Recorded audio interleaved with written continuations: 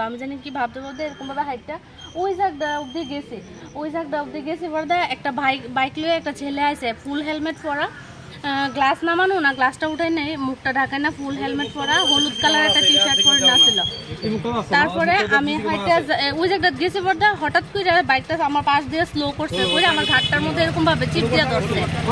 দিয়ে ধরছে বলতে আমি লড়তে পারতেছি না ঘাটটা এরকম ভাবে ঘুরাইতে পারতেছি না তবুও আমি চোখটা এরকম ভাবে ঘুরাইছি এবার চোখটি বড় করে লাল করে আমার জানি কি একটা কইছে আমি কথাটা বুঝছি না তারপরে আমার ঘাটটার মধ্যে যে হাত দিয়ে ধরছে বা হাত দিয়ে এই হাত দিয়ে আমার চেনটারে পেঁচাই আমার চেনটা ধরতে পারতেছে না আমার শার্টের কলারের লেগে আমার ধরতে পারতেছিল না তারপর আমার শার্টের কলারটা এরকম ভাবে টান দিয়েছে তাই না টান দিয়ে সে এবার চেনটা এরকম ভাবে খাবলা দিয়ে চেনটা লইয়া হাতটা এরকম সোজা করে আমার চেনটা তাই না হাতে ভাবে ঝুলতেছে এই জায়গাটা দিয়া তাই না টান করে গেছে গা আমি এই করে যাইতেছে এবার মহিলা জিজ্ঞেস করতেছে যে কি হয়েছে আমি আমার চেন টান দিয়ে নিছে গা তারপর চোর গিয়ে চিল্লি দেন আমি দৌড়াইতেছি তাই না পিছিয়ে চোর করে কিন্তু রাস্তা তো একদম নীরব আসলো কেউ আসিল না তো হ্যাঁ বাইক লিয়ে টাইম না গেছে গা ঘটনা হয়েছে যে আমার ওয়াইফের সাথে কালকে ছিনতাই হয়েছে আর কি তো কালকে ছিনতাই করার মানে এই রোডে যেতে বিকাল টাইমে 5:30 5:45 নাগাদ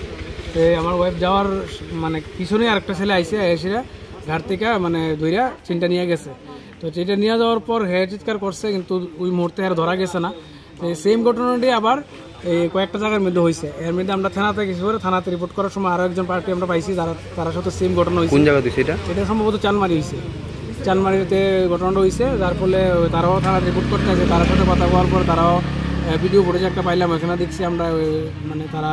সেম যে আমার ওয়াইফে যে লোকটা দেখছে ওই লোকটাই হলুদ গেঞ্জি পরা আসছিল গ্ল্যামার ব্যাগে আসছিল এতটুকু।